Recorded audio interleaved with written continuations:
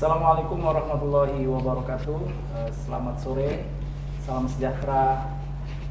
Hari ini kita berjumpa lagi dalam acara live podcast Tamu Tribun dalam acara live report politik.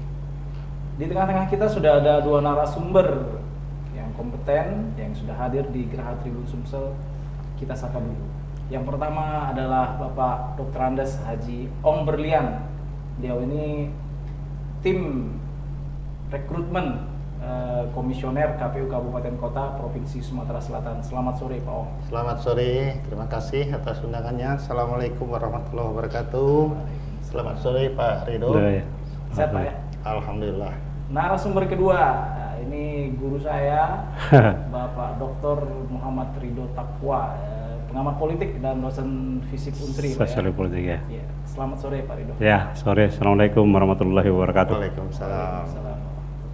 Ya, hari ini suhu politik sedang hangat-hangatnya, hampir sama dengan suhu di Palembang. Jakarta ya, berbanding lurus. Kabut asap lagi rame, di Jakarta juga lagi rame orang membahas soal capres, cawapres, bursa pencapresan yang lumayan panas.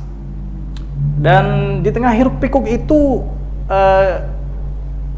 tim rekrutmen komisioner tuh lagi sibuk-sibuknya juga merekrut orang-orang yang akan melaksanakan pemilu dan pilkada 2024 nanti gitu Pak Ong ya. Ya. Jadi kokinya belum siap tapi pekerjaan sudah siap gitu. Jadi analoginya Menunggu. ada proyek tukangnya belum ada, lagi diseleksi gitu Pak ya. Iya. Gimana nih Pak Ong? Mungkin tantangan apa yang sangat krusial dihadapi pada 2024 ini? Ya, jadi terima kasih. Kita dipercaya kembali menjadi tim seleksi untuk KPU Kabupaten Kota seluruh Sumatera Selatan berjumlah 17 kabupaten kota. Dan kemarin alhamdulillah kami juga ditunjuk sebagai tim seleksi untuk KPU Provinsi Sumatera Selatan. Kemudian periode ini dimulai bulan September kemarin sampai dengan November, lebih kurang 2 bulan kami dibebankan tugas untuk melaksanakan seleksi atau rekrutmen calon anggota KPU di kabupaten kota Provinsi Sumatera Selatan. Jadi ada 17 kabupaten kota. Kita adakan rekrutmen secara serentak dan alhamdulillah sesuai dengan tahapan yang sudah digaris bawahi bahwa pendaftaran itu dimulai tanggal 5 Oktober 2023 sampai dengan tanggal 16 Oktober tahun 2023 dan alhamdulillah semalam sudah ditutup secara resmi. Kemudian setelah kita rekap jumlah peserta yang akan mengikuti seleksi KPU Kabupaten Kota itu berjumlah 917 orang. Banyak sekali. Jadi Banyak di juga. 17 kabupaten kota tersebar 917 orang yang akan mengikuti seleksi. Kemudian tahap selanjutnya tim seleksi mengadakan verifikasi administrasi. Jadi kita mengadakan verifikasi administrasi untuk meneliti keabsahan, kelengkapan dan daripada berkas yang sudah diserahkan. Jika kita temukan tidak sesuai dengan peraturan yang sudah ditentukan, maka yang bersangkutan akan kita berikan kesempatan untuk memperbaiki persyaratannya. Pak, mengenai SDM ini yang pasti kan pekerjaannya itu tidak gampang ya, karena 2024 tahapannya banyak dan para calon komisioner ini kan mungkin ada yang pernah berpengalaman dan ada juga orang-orang yang mungkin baru. Menurut Pak Ong, bagaimana sih SDM yang dibutuhkan untuk penyelenggara pemilu 2024 ini? Ya, jadi setelah kita teliti berkas peserta seleksi itu ada sebagian adalah KPU incumbent yang baru menjabat satu periode. Namun sebagian besar memang peserta seleksi yang baru masuk tapi mereka sudah berpengalaman di tingkat bawah. Misalnya pernah menjadi anggota PPK, kemudian pernah menjadi anggota Panwascam. Jadi sebagai penyelenggara pemilu mereka memang sudah berpengalaman, dan memang mau tidak mau, suka tidak suka, tahapan pemilu ini terus berjalan. Jadi walaupun tidak ada diadakan seleksi, dia tetap berjalan, diadakan seleksi, dia tetap berjalan. Namun solusinya begitu KPU baru terbentuk, kemudian dilantik, mereka akan diberikan pembekalan dalam bentuk bimbingan teknis. Setelah mereka mengikuti bimbingan teknis, di dalam melaksanakan semua tahapan jadwal dan program pemilu, komisioner KPU itu akan didampingi oleh pihak sekretariat. Jadi pihak sekretariat akan mendampingi dan memfasilitasi, tinggal KPU baru itu melaksanakan kebijakan-kebijakan di garis bawahi sebagaimana tahapan yang sudah ditentukan. Jadi misalnya tahapan pemutaran mata pilih. Pemutaran mata pilih ini yang perlu dilakukan oleh komisioner adalah mereka memastikan apakah data yang didapat itu sudah valid atau belum. Mengenai pelaksanaan di lapangan, untuk KPU kabupaten ini mereka ada jajaran di tingkat bawahnya, yaitu di tingkat kecamatan disebut dengan PPK. Kemudian di bawah dari PPK itu ada namanya PPS. Kemudian di bawah PPS ada lagi Pantarlih yang bekerja sama dengan ketua-ketua RT. Demikian. Oh, berarti mereka ini sudah ada tracknya gitu Pak ya? Ya, jadi tinggal tidak ada masalah ya bagi kita, bagi mereka juga. Kenapa? Karena di dalam materi yang kita ujikan juga, materi yang kita menjadi standar penilaian, diutamakan adalah pengalaman kepemiluan. Oh, gitu. Tapi bukan mendapat prioritas bagi penyelenggara pemilu yang mengikuti tes kembali. Ada tradisi kalau saya perhatikan dari pemilu ke pemilu itu yang dipilih ini kebanyakan wajah baru gitu Pak.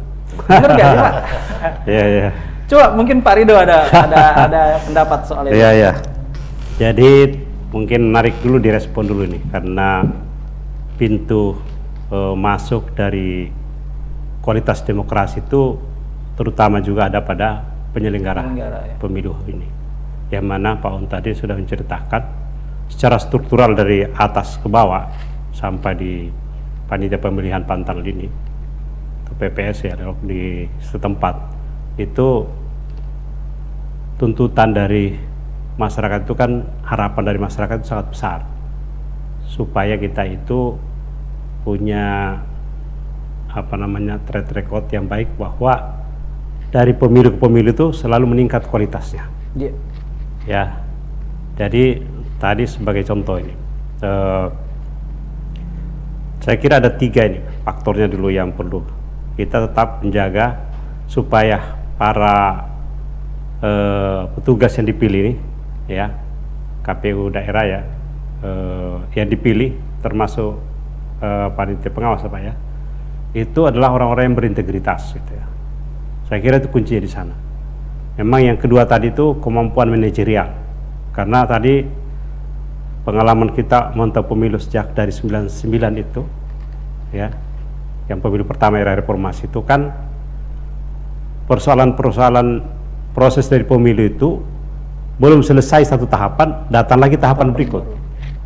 Ya, misalnya tadi tentang data pemilih sementara, belum selesai urusannya, masukkan data pemilih tetap. Sesudah itu ada tahap berikut, Jadi para petugas itu selalu dikejar oleh jam tayang ini untuk menyelesaikan, apalagi nanti sampai pada hari H gitu ya. Jadi integritas, tapi kita berharap supaya anggota KPU dan juga pengawas pemilu yang dipilih itu punya integritas. Itu sangat penting ini, karena untuk menjaga marwah dari demokrasi kita ini. Kedua itu kemampuan manajerial. Memang Pak On tadi sudah jelaskan, itu kebanyakan adalah orang-orang sudah berpengalaman, dan tingkat bawah itu penting itu pengalamannya, karena dia yang mengalami langsung gitu ya. Dan yang ketiga itu memang pengetahuan dia sendiri tentang kepemiluan. Nah, itu juga perlu, tapi saya kira itu mekanismenya sudah ada kalau yang seperti itu. Artinya itu bisa disosialisasikan.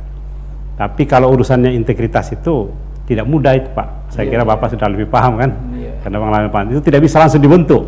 Tapi kalau pengetahuan kan bisa berproses. Kemampuan manajerial untuk ngetes dia itu akan berproses. Semakin kesana kan, makin tantangannya makin besar gitu ya. Jadi saya kira itu harapan utama kita dari masyarakat, kita dari akademisi berharap bahwa pemilu ke pemilu sejak tahun 99 ini sampai yang sekarang ini itu semakin meningkat kualitasnya pemilu, dan itu salah satu kuncinya itu ada pada penyelenggara ini, baik KPU maupun pengawasnya ini. Nah, dan kalau ini ada kewibawaan dari masing-masing penyelenggara itu disegani oleh para pemilih dan juga oleh peserta pemilu, itu saya kira kepercayaan masyarakat semakin ini. Jadi kepercayaan masyarakat juga akan berbanding lurus dengan sejauh mana pemilu diselenggarakan secara jujur gitu ya, langsung, umum, bebas, dan juga jujur dan adil. Saya kira itu jujur adil itu kata kunci yang kita ingin pegang ini. Nah, mungkin itu yang perlu kita respon dari ini. Mungkin berkaitan pertanyaan tadi. Iya. Kok banyak kan orang-orang yang baru kalah tadi ya? Iya. Seolah-olah mungkin orang-orang lama itu mereka sudah punya pengalaman tapi kok nggak dipakai gitu. Nah, ini sebuah problem lagi ya. Problemnya begini.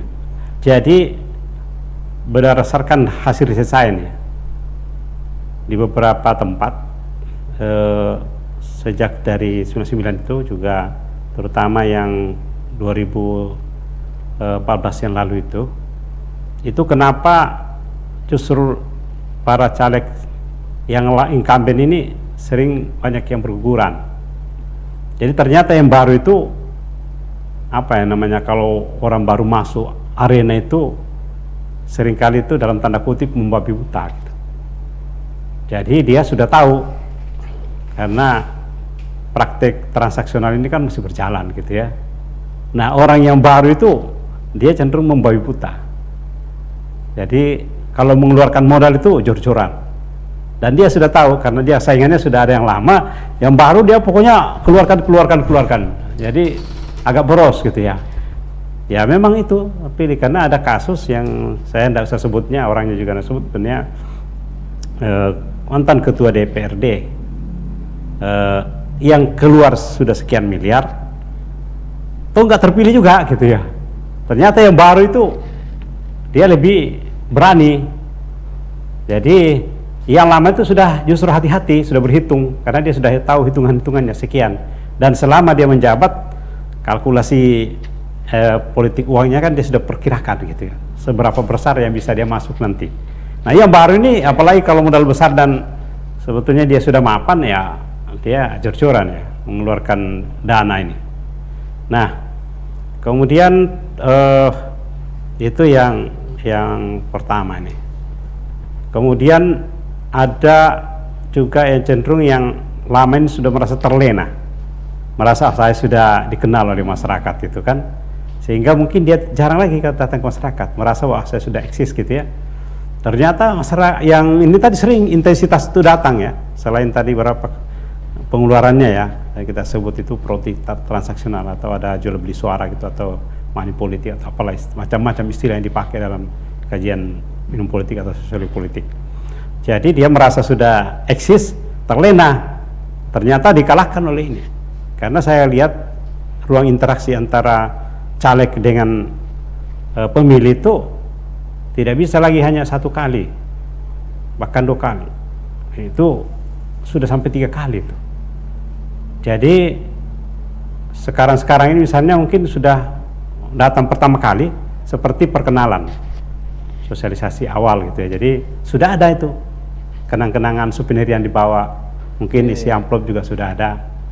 Kemudian tahap berikut dimatangkan lagi, di-cut gitu ya.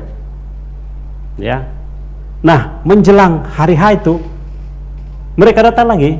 Apakah dia langsung atau lewat tim sukses? Datang lagi untuk mengunci. Ternyata itu bisa 3 kali datang. Kaitan dengan tim penyelenggara ini apa Pak itu Pak? Nah, itu biasanya luput itu dari ini kan, biasanya Panwas itu kan cenderung juga itu menunggu. Ya, saya lihat yang pengalaman ini ya cenderung menunggu, tidak mencari kan. Kalau ada laporan baru dia ini. Nah, itu jadi intensitas caleg ketemu dengan ini memang semakin bagus sebenarnya, sering datang itu. Tapi itu tadi, karena harus membawa apa-apa nih. Karena saya mengalami pernah bikin pengajian di satu masjid. Saya datang pertama itu, mungkin jamaah ini sudah berpikir, terutama yang laki-laki, mungkin sudah menunggu hal-hal seperti itu. Kalau ada orang datang, bikin mengumpulkan majelis taklim atau sebagainya, langsung nanya sama saya, Bapak mau nyalek ya?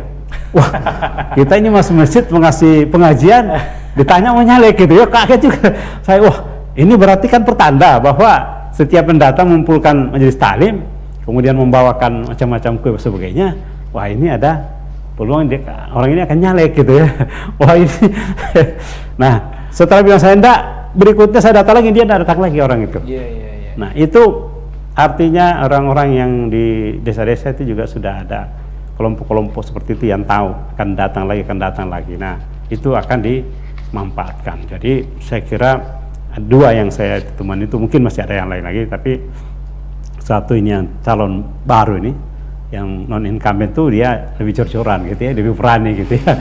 Nah, belum tahu banyak risikonya. Yang kedua itu tadi banyak juga yang terlena, merasa sudah pede gitu ya, bahkan terpilih lagi, ternyata lewat gitu ya.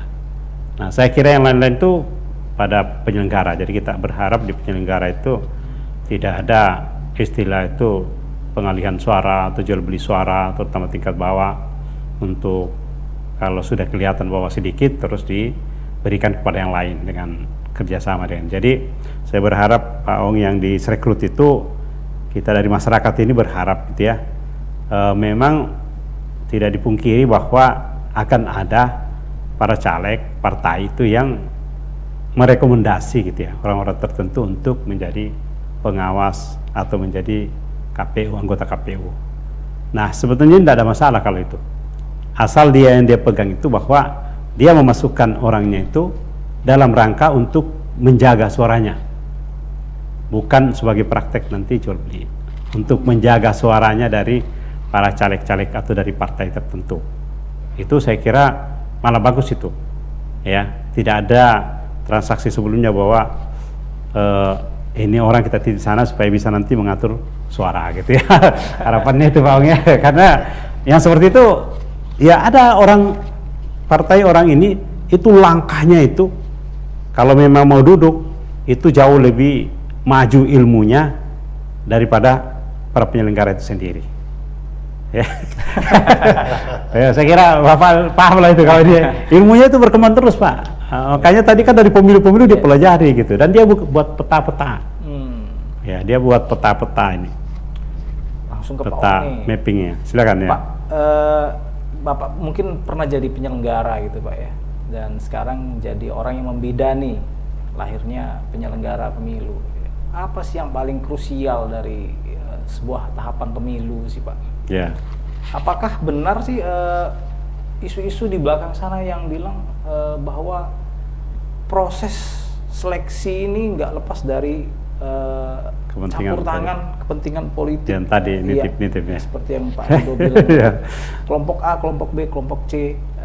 Seperti apa sih Pak dinamika itu? Benarkah itu terjadi? Gimana Pak Bapak meyakinkan publik soal ini? Ya, memang kita sering mendengar ya, berbagai pihak skeptis terhadap proses seleksi ini, tapi kami sebagai tim seleksi mempunyai beberapa tahapan dan materi. Materi yang akan diujikan kepada calon peserta sampai dengan yang bersangkutan dinyatakan lulus. Jadi tahap pertama itu kita akan melaksanakan seleksi administrasi. Seleksi administrasi, dan kita teliti keabsahan daripada berkas yang diserahkan ya, apakah sudah sesuai dengan pedoman yang sudah digarisbawahi. Kemudian tahapan selanjutnya adalah tahapan ujian tertulis. Nah, tahapan ujian tertulis ini sesuai dengan petunjuk dilakukan melalui computer assessment test CAT. Ya. Nah, materi CAT ini ya, itu nih soalnya itu langsung dari KPU RI. Ya, soalnya langsung dari KPU RI. Kita tim sel daerah ini hanya mempersiapkan lokasi tempat tes. Kemudian setelah CAT selesai dilanjutkan dengan Psikotes ya. psikotes. Nah, untuk psikotes ini KPU RI juga sebenarnya sudah mencium adanya skeptis dalam proses seleksi. Makanya KPU RI itu bekerja sama dengan Markas Besar Angkatan Darat, Mabes AD, diikut sertakan untuk mengurangi kecurigaan masyarakat terhadap proses seleksi. Nah, psikotes dari Mabes AD, tim seleksi yang ada di daerah ini, kami ini hanya ikut mendampingi saja. Semua teknis pelaksanaan, mulai tes tertulisnya, menggambarnya, menjumlahkannya, itu semuanya dari TNI AD semua. Dan kita hanya menerima hasil nilainya. Nah, untuk hasil nilai ini, bapak-bapak atau ibu-ibu dari psikotes TNI AD tidak melihat siapa orangnya. Jadi kalau yang bersangkutan layak untuk direkomendasikan, hasilnya rekomendasi. Atau yang bersangkutan dipertimbangkan, ya itu nilainya dipertimbangkan. Dan bahkan ada beberapa peserta itu tidak direkom. Kemarin kami seleksi KPU provinsi, jumlah pesertanya itu 86. Yang tidak direkom psiko itu 34. Jadi berguguran di situ. Nah, kita dari tim sel tidak punya kewenangan, tidak punya hak untuk ini. Itu kewenangan sebenarnya ada pada Mabes AD. Nah, kemudian dari CAT, kemudian psiko dapatlah 20 besar. 20 besar masing-masing kabupaten kota untuk dilaksanakan tes kesehatan. Tes kesehatan itu terbagi dua. Pertama adalah tes kesehatan jasmani dan tes kesehatan rohaninya. Itu pun juga KPU bekerjasama dengan Mabes AD juga. Jadi yang memeriksa kesehatan itu pihak dari Markas Besar Angkatan Darat, ya, melaksanakan tes kesehatan dan hasilnya itu juga sama. Direkomendasikan, dipertimbangkan, dan tidak direkomendasikan. Dan ada yang gugur juga masalah kesehatan ini. Nah, baru dari 20 menjadi 10, di samping tes kesehatan juga ada namanya wawancara. Wawancara yang dilakukan oleh tim seleksi. Nah, hasilnya itu dari 20 dipadukan antara nilai kesehatan dengan nilai hasil wawancara, dapatlah 10 besar.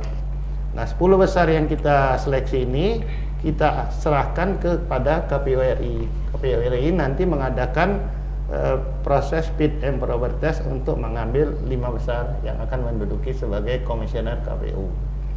Jadi kita sebagai tim seleksi pada dasarnya melaksanakan semua tahapan-tahapan, dan juga nanti yang duduknya nanti di komisioner kabupaten kota yang ada di Sumatera Selatan ini, itu KPU RI yang memilihnya. Oh, berarti Pusat. cuma Ya. ini aja Pak ya? Jadi saya kira wajar-wajar saja masyarakat sedikit skeptis dan meragukan apakah ini ada kepentingan benar. Saya kira wajar karena KPU ini kan ngurusi masalah politik. Jadi menjadi sorotan terutama politikus-politikus yang punya kepentingan. Betul.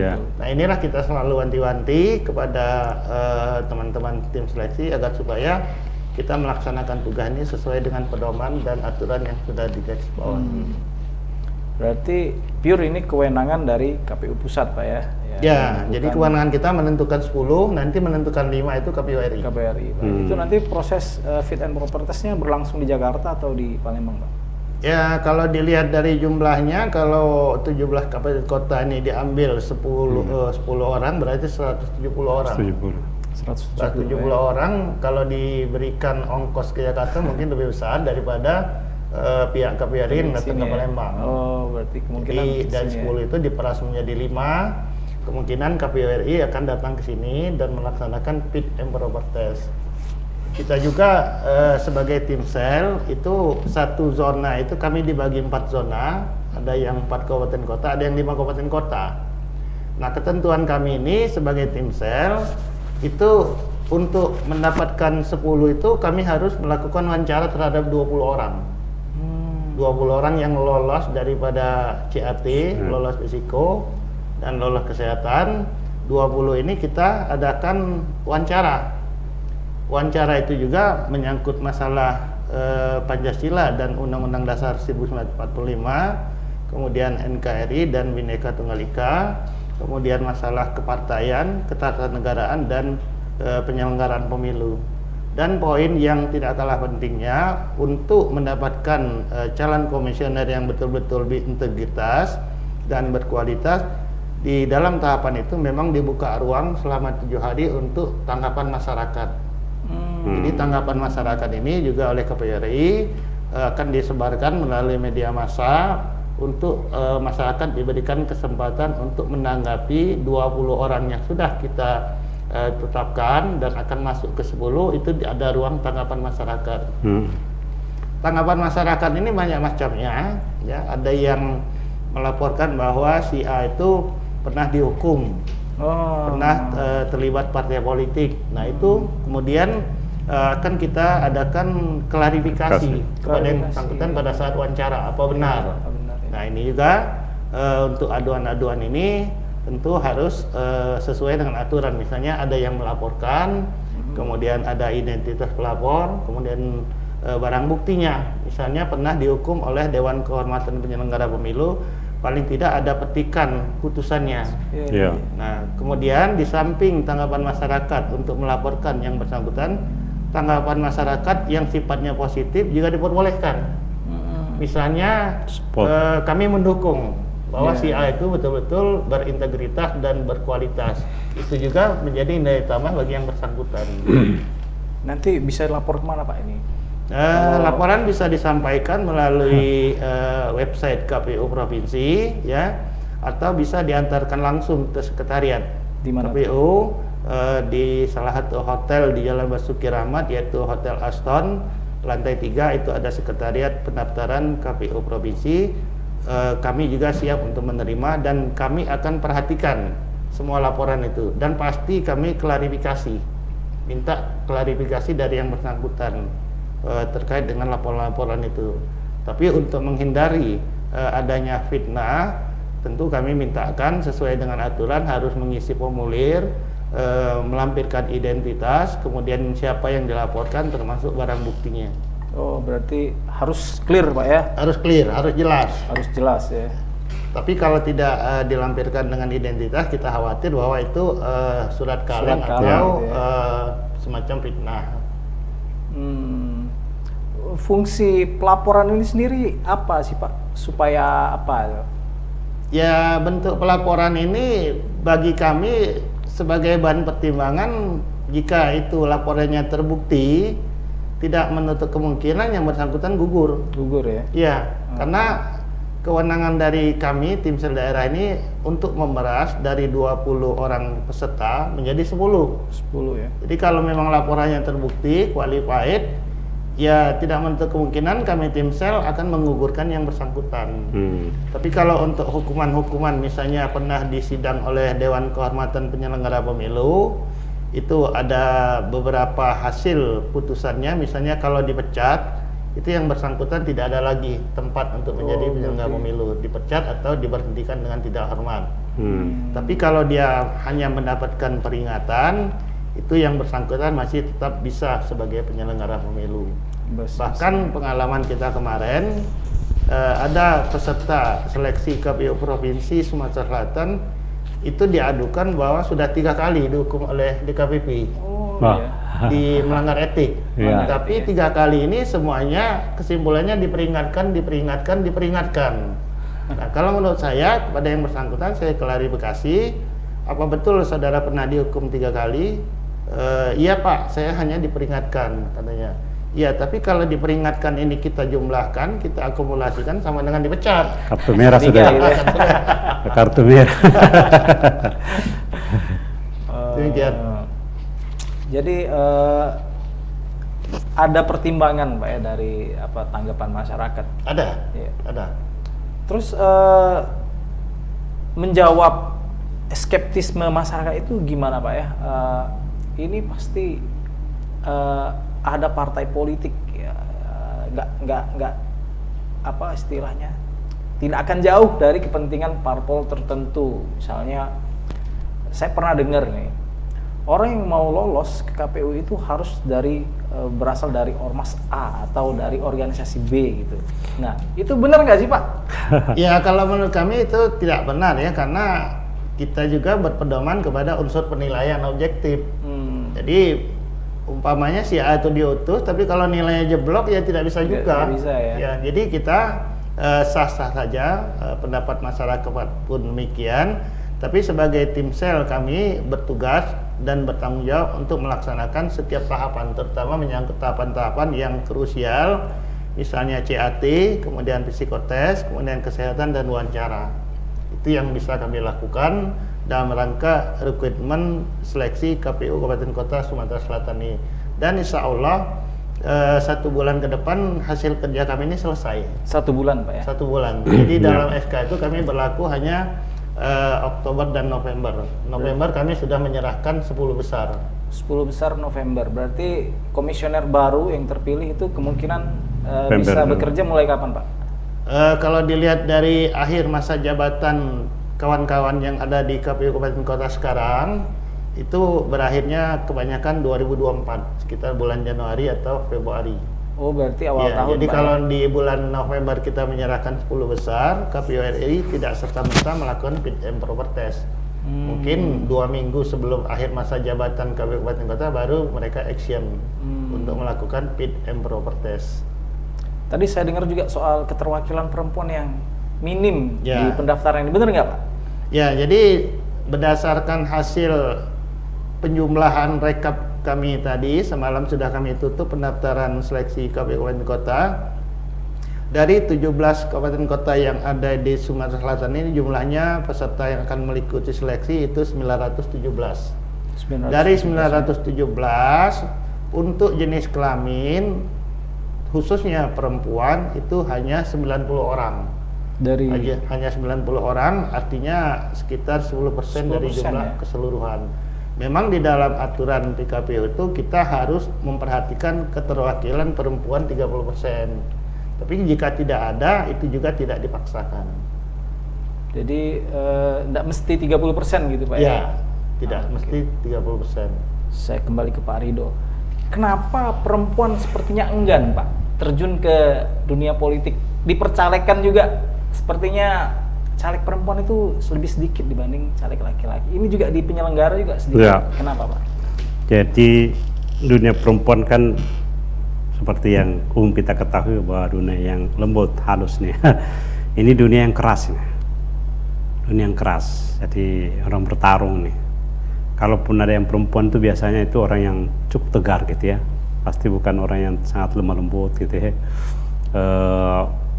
Itu saya kira karena medannya ini berat. Jadi tentu perempuan juga berhati-hati gitu ya untuk masuk dalam arena itu. Apalagi kalau ada menarik kepentingan kan. Nah, saya tidak tahu data perempuan yang masuk itu, kalau ada datanya kita perlu identifikasi latar belakang mereka itu apa.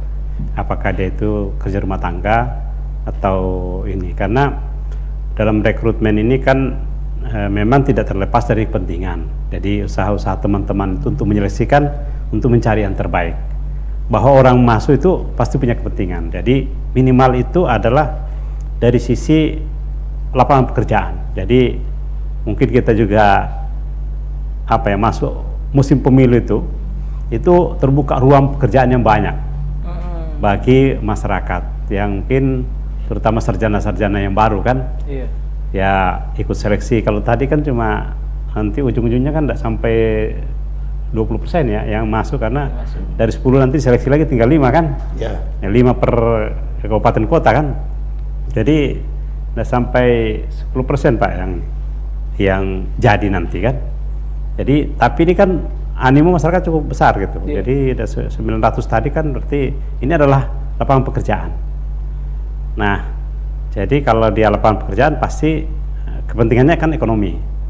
Kalau kepentingannya ekonomi, di situlah juga ada godaannya nanti. Ya bisa menjadi ada titipan-titipan, ada suruh beli suara apa sebagainya gitu ya. Nah, yang kedua tadi, yang kepentingannya memang politik tadi, karena ada yang berusaha untuk masukkan orangnya dan sebagainya. Saya kira itu sudah terjadi gitu ya. Tapi usaha tadi kan sudah cukup itu memang. Kita tidak bisa memang menghindari itu.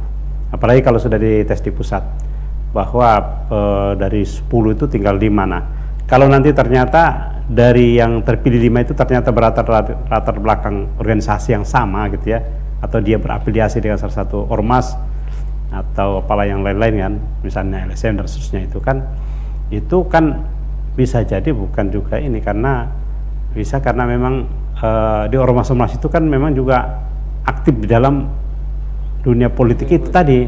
Jadi kita juga tidak bisa pungkiri itu kan ada bagusnya kalau misalnya memang yang masuk itu dia sudah terlibat dalam politik selama ini, walaupun bukan langsung di partai gitu ya, tapi sebagai interest group, kelompok-kelompok penting di masyarakat, apa itu LSM atau dari kalangan alumni mahasiswa baru ini, alumni baru bisa berkecimpung di sana. Itu harapan kita tetap ada di situ, supaya kualitasnya meningkat. Nah, jadi kalau perempuan tadi saya belum punya riset, tapi asumsi aja itu bahwa itu dunia yang keras. Tentu mereka kaum perempuan lebih banyak menghindari, terutama dalam politik juga. Saya ada beberapa wawancara dengan alumni yang masih muda gitu ya, baru tamat ya. Saya tanya-tanya, kamu ada kegiatan apa? Dia, saya ikut partai katanya, diajak untuk mengisi kuota perempuan ini. Jadi banyak yang dibujuk juga, walaupun dari pokoknya dimasukkan gitu ya, sehingga dia juga persiapannya hanya sekedar memenuhi administrasi tadi, maka dia tidak, peluangnya untuk terpilih juga jadi kecil. Apalagi kalau proporsional terbuka ini kan tertutup, karena tertutup ya mungkin dikasih simpan nomor 1, nomor 2 peluangnya besar. Nah jadi itu tadi memang untuk mengisi kuota itu gitu ya, kaum perempuan. Kan harapannya itu kaum perempuan tadi bukan hanya masalah representasi demografis, tapi kita berharap kan banyak perempuan kan dalam urusan ketatanegaraan kita, kehidupan berbangsa ini banyak aspek-aspek dari kehidupan masyarakat ini bersentuhan dengan kaum perempuan yang perlu dibenahi, terutama untuk urusan kesehatan ibu dan anak dan seterusnya seperti itu kan. Jadi tadi syarat 30% itu kan bukan dalam arti representasi demografis saja, tapi dalam rangka yang paling tahu tentang urusan kaum perempuan ya kaum perempuan. Makanya baik di dunia pendidikan, dunia kesehatan, di dunia keagamaan gitu, rumah tangga, itu perempuan banyak bersentuhan itu. Makanya diperlukan juga perempuan untuk masalahnya, karena pertama lebih tahu dan dia lebih paham dan juga punya pengalaman gitu kan. Nah saya kira itu problemnya yang paling standar itu ya, ini dunia yang keras ini, dunia yang berat ini untuk dihadapi oleh perempuan tidak mudah. Apalagi pekerjaannya itu dari sisi menyita banyak waktu. Nah, kalau terlibat ini kan terus menerus dia dari kantor gitu ya. Apalagi kasus yang beberapa tahun lalu pemilihan kan banyak orang meninggal dunia. Jadi ada lebih 150-an kalau tidak salah itu dari data itu ya, bisa dicek lagi. Sehingga was-waslah kaum perempuan ini. Nah itu saya kira tadi benar tadi, seleksinya terutama masalah kesehatan itu penting itu ya. Karena kalau tidak beres urusan kesehatan, ternyata orang ini ada potensi sakit stroke, wah akhirnya dia jadi stroke nanti kalau dia. Nah, saya kira itu. Oke, makasih Pak Ridho. Pak Ong, kalau di tingkat PPK beberapa waktu lalu ada opsi memperpanjang masa pendaftaran untuk mencukupi kuota ini. Apakah di KPU Kabupaten ini ada opsi seperti itu juga Pak, supaya kuota 30% ini terpenuhi Pak? Jadi dalam aturan kuota 30% itu tidak menjadi persyaratan mutlak. Iya. Oh, berarti Artinya jika memang tersedia 30% itu diakomodir. Tapi jika tidak ada, tidak perlu istilahnya memperpanjang tahapan. Karena kalau kita perpanjang tahapan akan mengganggu tahapan-tahapan yang lain. oh gitu. Iya. Dan memang ketertarikan perempuan ini di bidang per-KPU-an ini sudah agak kurang. Karena mungkin ya seperti Pak Ridho katakan memang tarik menariknya kuat. Iya, kepentingan. Kuatnya, dan ngurusi masalah politik ini kan, kita ini kan KPU ini kan menyelenggarakan, menyeleksi orang-orang yang akan duduk di pemerintahan. Iya, Ya. betul. Di DPR RI, di DPD, di presiden, wakil presiden, gubernur, bupati, wali kota, anggota DPD provinsi, anggota DPD kabupaten kota. Jadi raja-raja ini ya, itu tarik menariknya sangat keras. Misalnya pengalaman saya 2009 yang lalu, itu caleg provinsi itu berjumlah 1.700. 1.700. Caleg provinsi yang diusulkan partai politik itu 1.700, sedangkan kursi yang tersedia hanya 75 kursi untuk duduk di DPRD Provinsi Sumatera Selatan. Nah ini semua orang ini mau pengen jadi semua. Nah ini ya, jadi memang godaannya sangat besar dan taruhan kuat dan keras, dan tidak kalah pentingnya itu urusan keluarga itu tersita betul. Iya. Kenapa? Karena KPU ini bekerja bukan kan berdasarkan jam kerja, tapi hari kalender. Hari kalender. Pengertian hari kalender itu tiada hari mereka itu libur, termasuk Sabtu, Ahad mereka tetap kerja terus. Termasuk tanggal merah juga mereka harus kerja juga. Kenapa? Karena acuannya adalah tahapan-tahapan ini memang berpedoman kepada hari kalender. Pengalaman memang keras, godaannya tinggi juga. Kenapa? Karena orang semua ini pengen jadi raja, pengen jadi pemimpin, dan ya namanya politik ini terkadang ingin menghalalkan segala cara. Apalagi pemimpin yang incumbent. Kenapa? Karena mereka itu tidak, ya mungkin tidak ikhlas, tidak rela, mereka tidak mau jadi lagi. Seperti Pak Ridho katakan ketua DPR itu kan, teman beliau kan ketua DPR, mencalonkan lagi nggak terpilih. Terpilih malah yang baru, ternyata yang baru ini jor-joran. Berani gitu. Ya, berani dia. Apalagi ya berdasarkan informasi yang kita dapat, untuk menjadi caleg kabupaten kota itu harus menyediakan sekian M, caleg provinsi sekian M. Nah itu sedangkan gaji DPR, gaji DPRD kabupaten kota itu ya berkisar antara 30 sampai 40 juta. Sedangkan yang dikeluarkan dana hampir 10 miliar untuk provinsi. Nah itu yang menjadi perhatian. Memang godaannya sangat tinggi sekali. Dan saya juga pernah merasakan sebagai penyelenggara pemilu, juga sekarang dipercaya sebagai tim seleksi. Memang yang dipilih ini harus betul-betul kuat mental. Kuat mental. Kenapa? Karena kalau dia sudah masuk angin itu mulai bekerja di bawah tekanan itu kuat sekali. Kenapa? Karena ya mungkin mereka yang bermain itu sudah ada bukti. Jadi mau tidak mau, suka tidak suka harus menuruti. Nah, ini jadi bekerja di bawah tekanan itu bisa pekerjaannya banyak, bisa juga yang bersangkutan sudah masuk angin, jadi perlu dikerok. Perlu dibekam itu, Pak. Perlu dibekam. Pak, selama menjadi komisioner, tentu Bapak punya pengalaman ya. Ada tahapan yang paling krusial gitu, paling krusial. Ini yang mesti dijaga. Nah, mungkin Bapak punya pesan nih untuk komisioner-komisioner yang akan bekerja nanti. Ya, tahapan yang paling krusial itu pada saat pencoblosan. Pada saat pencoblosan, kemudian hasil coblosan itu dihitung. Setelah dihitung, direkap. Nah, direkap ini mulai dilakukan di KPPS.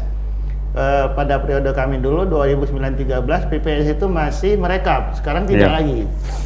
Jadi PPS itu hanya lewat, kemudian di PPK itu melaksanakan rekap juga. Kemudian ke kabupaten kota itu melaksanakan rekap. Jadi pengalaman saya yang rawan terjadi manipulasi suara itu di tingkat KPPS ya. Misalnya kasusnya ada pada saat penghitungan. Jadi penghitungan suara itu terkadang antara oknum KPPS itu sudah ada kerjasama dengan caleg. Misalnya kalau ada yang mencoblos partai tidak mencoblos caleg, itu kalau menurut regulasi yang ada itu suaranya kembali ke partai. Tapi karena sudah ada kerjasama yang baik antara oknum dan caleg itu, pada saat penghitungan suara partai itu diberikan kepada si A, karena si A sudah ada kontak. Memang tidak merugikan partai lain, tapi kalau aturan itu harus dikumpulkan dulu suara di partai, kecuali kalau coblosan itu di nama yang bersangkutan. Nah, itu manipulasi. Kemudian perpindahan suara, terutama surat suara yang tidak terpakai. Jadi satu TPS itu kalau menurut aturan pileg ini berbeda dengan pemilu-pemilu yang lalu, itu satu TPS itu maksimal 400 sampai 600 mata pilih DPT-nya. Jadi satu KPPS itu paling sedikit 400, 600. Dari 400 600 ini setelah ditutup pencoblosan jam 13 siang, dihitung surat suara itu yang datang cuman misalnya 450, berarti ada 150 surat suara yang tidak terpakai, ditambah 2% surat suara cadangan. Nah ini kalau tidak hati-hati, ini akan menjadi manipulasi penggunaan surat suara yang tidak terpakai. Kemudian di tingkat PPK, di PPS tidak rekap, setelah di KPPS merekap, dilanjutkan dengan PPK. Nah, PPK ini juga, ya, pengalaman saya ini sering terjadi manipulasi juga. Tapi bukan manipulasi teknis surat suara, tapi manipulasi angka. Angkanya. Jadi misalnya angkanya dapat 90, di awal rekap itu ditambah 1, jadi 190. Nah, ini, Itu ini bahaya, bikin Pak. rusak. Ya. Boleh. Kenapa? Karena dari BPK sudah kerjasama. Itulah menjadi semacam dari masyarakat menjadi sorotan agar supaya komisioner KPU terpilih ini betul-betul berintegritas. Karena sinyalemen-sinyalemen yang terjadi kasus-kasus itu memang pernah dialami oleh di tingkat BPK. Walaupun di satu sisi sudah ada lembaga yang mengawasi, misalnya Panwas. Ya. Kemudian ada lagi pemantau pemilu. Kemudian ada lagi kalau memang yang Saksi. bersangkutan ada yang melaporkan berikut barang bukti, bisa di sidang etik, kode etik penyelenggara pemilu. Nah, itu juga bisa sidang. Tapi kadang-kadang orang kita ini kalau sudah lewat tahapannya mereka sudah malas Ya, itu tadi. untuk ngurusinya, sehingga apatis. Tahu-tahu si A udah jadi. Nah, ini si B sudah jadi. Nah, inilah memang sehingga perempuan itu berpikir 10 kali dulu untuk menjadi KPU karena memang berat, tekanannya berat, kesibukannya juga tinggi, kemudian sering mengikuti bimbingan teknis, ya. Pengalaman saya sebulan itu paling tidak 2 kali atau 3 kali ikut BIMTEK ke Jakarta terus pulang pergi, dan memang semua bidang kegiatan divisi itu ada BIMTEK semua. Misalnya BIMTEK bidang sosialisasi, kemudian BIMTEK mengenai logistik, kemudian BIMTEK mengenai tata cara rekapitulasi, itu semua BIMTEK. Dan memang sibuk sekali. Nah, kadang-kadang perempuan secara naluriah mereka enggan. Lebih baik mereka fokusnya ke masalah rumah tangga dan mereka lebih nyaman di rumah tangga. Iya. Kan hidup ini kan mau nyari Iya, yang nyaman. cari kan? aman. Iya, walaupun Besar. gaji KPU itu lumayan besar.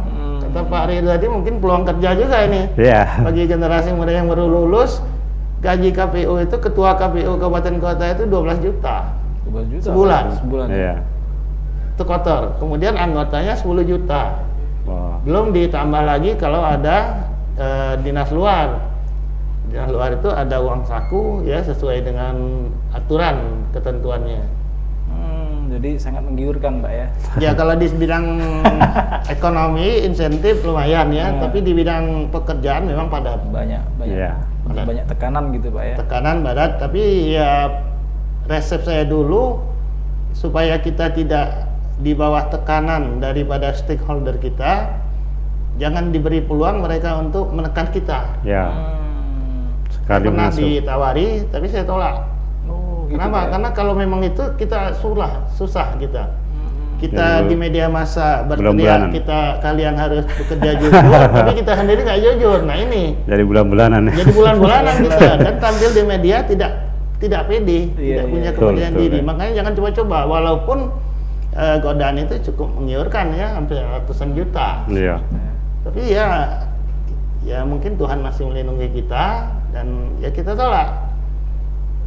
Bahkan ya kita dibilang sombong segala ya masa bodoh ya. Mungkin kita bekerja jangan di bawah tekanan. Jadi Iya. bekerja di bawah tekanan itu bukan hanya pekerjaannya banyak, tapi bekerja di bawah tekanan yang paling sulit itu kita sudah kemasukan angin.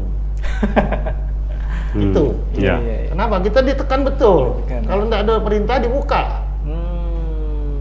dilaporkan, dipermalukan. Iya. Nah itu Pak Herwanto. Siap, Pak. Pak Ridho nih, Pak Ridho, ini tahapan 2024 ya, akan lebih sibuk daripada tahapan pemilu yang lalu karena di sini ada pilpres dan pilkada. Gitu ya. Iya. Nah, Pak, Bapak melihat apa yang membedakan penyelenggara pada periode ini dengan periode lalu?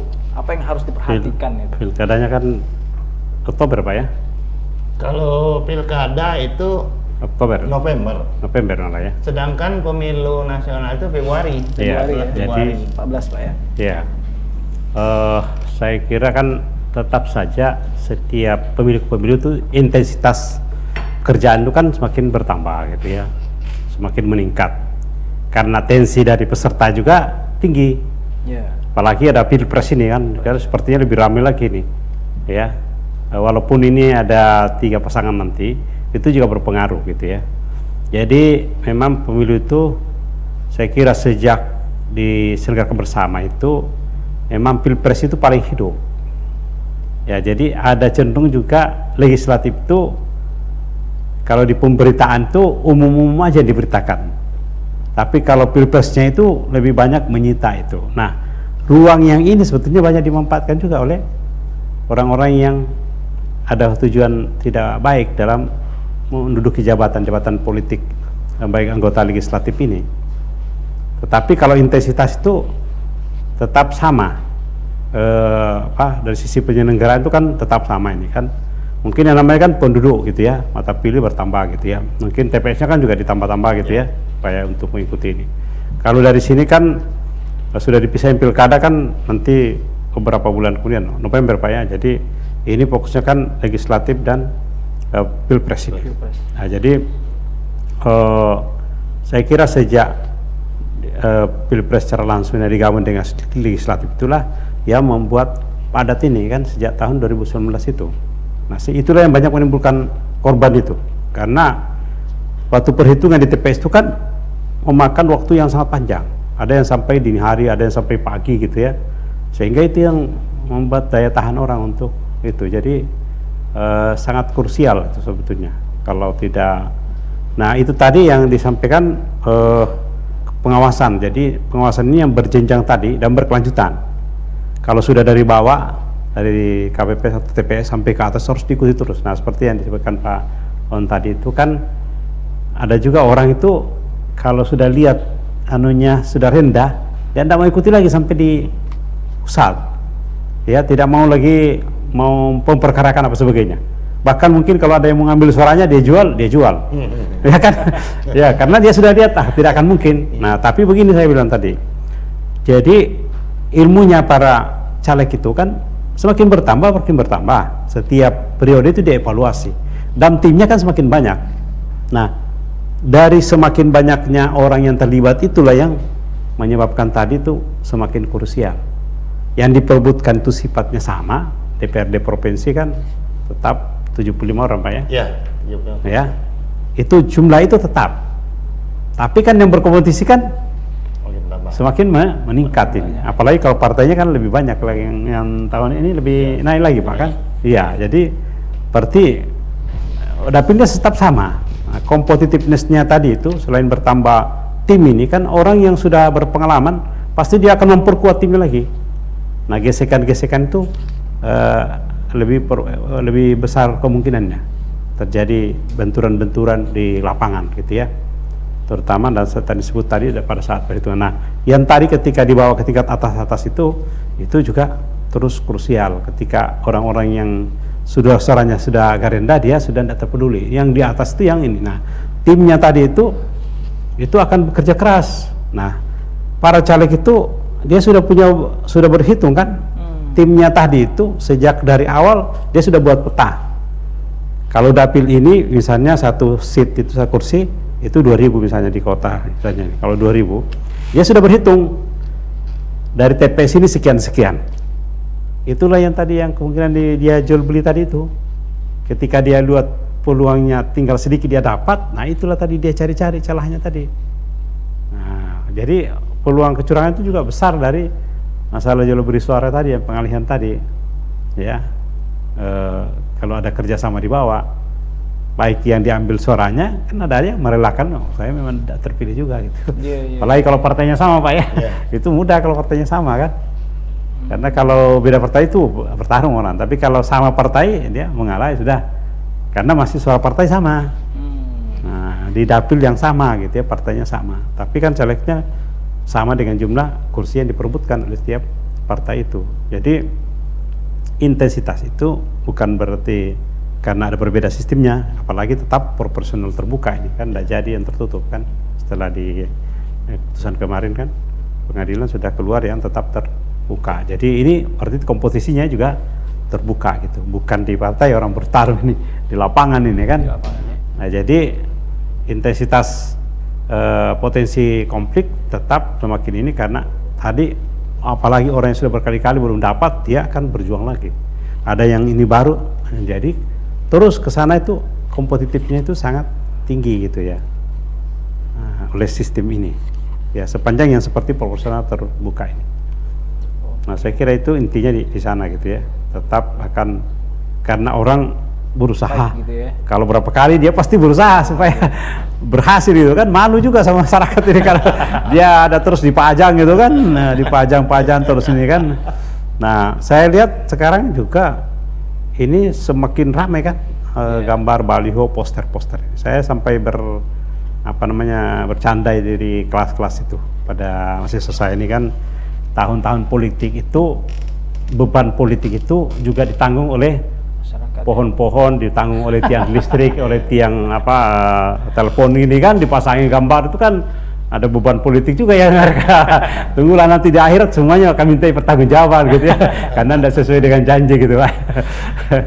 Iya. Jadi beban politik bukan hanya sama ini tapi juga kepada makhluk-makhluk lain. Oke, mungkin closing statement Pak Ridho. Ya. Harapan Bapak sebagai akademisi terhadap komisioner yang akan terpilih nanti, Pak. Ya, saya kira yang paling standar kan itu tadi. Kita berharap nih semua yang terpilih itu punya integritas.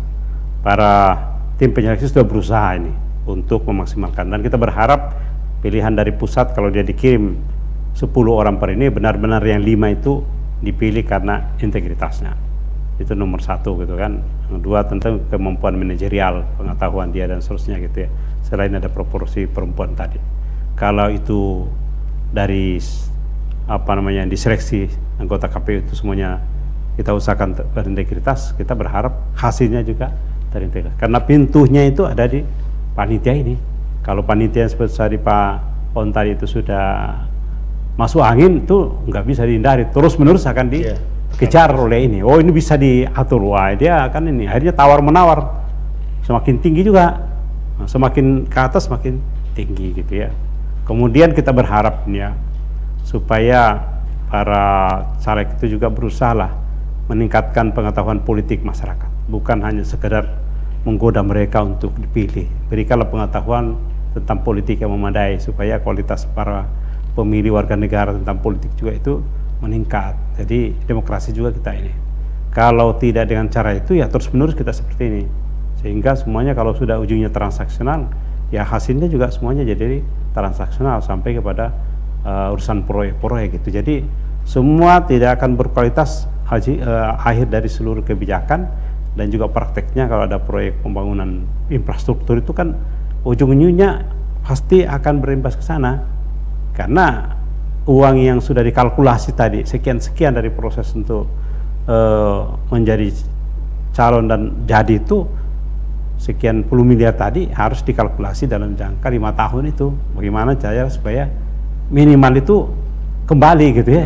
Atau pada umumnya kan berusaha untuk untung. Nah kalau tadi yang seperti Pak Urlian tadi, seperti riset saya juga keluarnya yang tingkat kabupaten kota itu aja, yang tingkat kabupaten yang baru aja itu sampai 3 miliar, 5 miliar.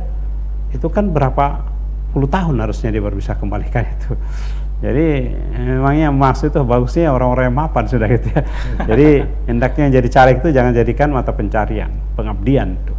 Ya, kalau mau lihat proses seperti itu. Jadi harapan kita itu jangan terlalu berharap dengan pemilihan tidak berkualitas juga pemerintahan juga bisa bersifat bersih gitu ya. Saya kira itu jadi sulit. Kita harapannya setiap orang Indonesia itu punya harapan 5 tahunan. Ketika 5 tahun berharap ada perbaikan-perbaikan, ada perubahan-perubahan. Itu selalu kita tetap berharap gitu ya. Walaupun harapan itu jangan juga terlalu tinggi, karena kalau terlalu tinggi siap-siaplah untuk kecewa gitu ya.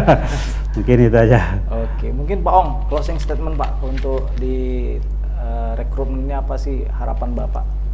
Ya harapan saya pertama kepada seluruh masyarakat kami mohon dukungan, support ya, dan nanti ada ruang untuk memberikan tanggapan terhadap proses seleksi ini.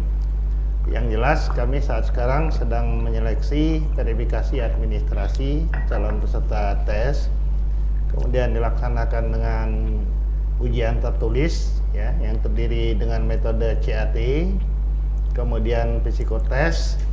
Nah, ini juga kami harapkan dukungan dari masyarakat, dan tes kesehatan ini juga bagi calon komisioner, jika tes kesehatannya tidak memenuhi syarat, ini akan gugur dengan sendirinya. Jadi yang menjadi ruang pembunuh itu pertama adalah hasil psikotes, yang kedua adalah hasil kesehatan.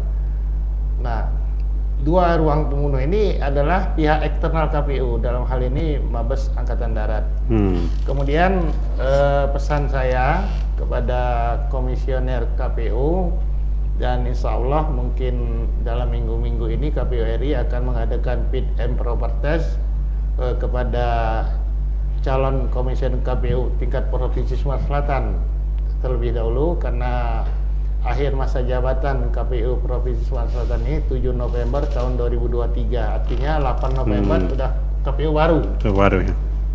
Jadi pesan saya, ya laksanakan tugas sesuai dengan tahapan, dengan dasar kejujuran dan keadilan tetap dipegang teguh, dan dengan dasar juga azas-azas penyelenggaraan pemilu. Ya, kenapa? Karena tahun depan itu ada pemilu, dua pemilu besar yang membedakan pemilu-pemilu terdahulu. Tahun depan itu tahun 2024 itu bulan Februari, tanggal 14 Februari itu pemilu nasional. Artinya memilih presiden dan wakil presiden, kemudian anggota DPD, anggota DPR RI, anggota DPRD provinsi, dan anggota DPD kabupaten kota 14 Februari tahun 2024. Nah, ini kepada penyelenggara pemilu beserta jajarannya, tingkatkan koordinasi dan konsolidasi kerja sampai ke tingkat PPS walaupun sifatnya ad hoc, PPS dan PPK. Kemudian pegang teguh azas-azas penyelenggaraan pemilu. Misalnya azas penyelenggaraan pemilu itu adalah mandiri, jujur, adil, berkepastian hukum, tertib, terbuka, proporsional, profesional, akuntabel, efektif, dan efisien. Dan lillahi ta'ala saja bekerja sesuai dengan aturan, dan jangan sekali-sekali tergoda dengan hal-hal yang tidak diinginkan. Kemudian bagi masyarakat, terutama pemilih, hindari money politik, hindari black campaign, kemudian hindari serangan fajar, dan jangan ikut-ikutan dengan hoax ya. Dan juga jika ada yang coba-coba memberi money politik, tolak politik uang. Kenapa? Karena kalau kita terima politik uang berarti suara kita dibeli orang dengan nilai rupiah. Padahal kita mempunyai suara itu sangat mulia sekali untuk menentukan masa depan bangsa ini 5 tahun ke depan. Nah, kemudian tahapan selanjutnya setelah selesai pemilu nasional akan dilaksanakan pemilihan gubernur dan pemilihan bupati wali kota se-Sumatera Selatan termasuk seluruh Indonesia. Itu juga lebih hangat lagi. Seperti Pak Ridho katakan tadi, orang sekarang ini DPR itu tidak menjadi topik pembicaraan. Yang jadi tren pembicaraan ini, yang viral ini adalah pilpres. Nah, inilah. Begitu juga pilkada nanti bulan November, kalau tahapan yang belum direvisi itu akan dilaksanakan pemilihan gubernur, wakil gubernur, dan pemilihan bupati, wakil bupati dan wali kota serta wakil wali kota di 17 kabupaten kota di Sumatera Selatan secara serentak.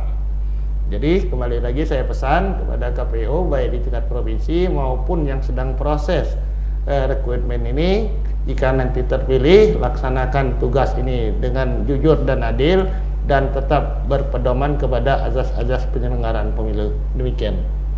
Oke, terima kasih Pak Ong, terima kasih Pak Ridho atas waktu dan kehadirannya. Tribuners, demikian bincang-bincang kita pada hari ini dengan tema mengawal pemilu berkualitas. Mudah-mudahan kita bisa jumpa lagi dengan tema-tema yang lebih menarik dan narasumber-narasumber yang lebih kompeten. Wassalamualaikum warahmatullahi wabarakatuh. Waalaikumsalam warahmatullahi wabarakatuh.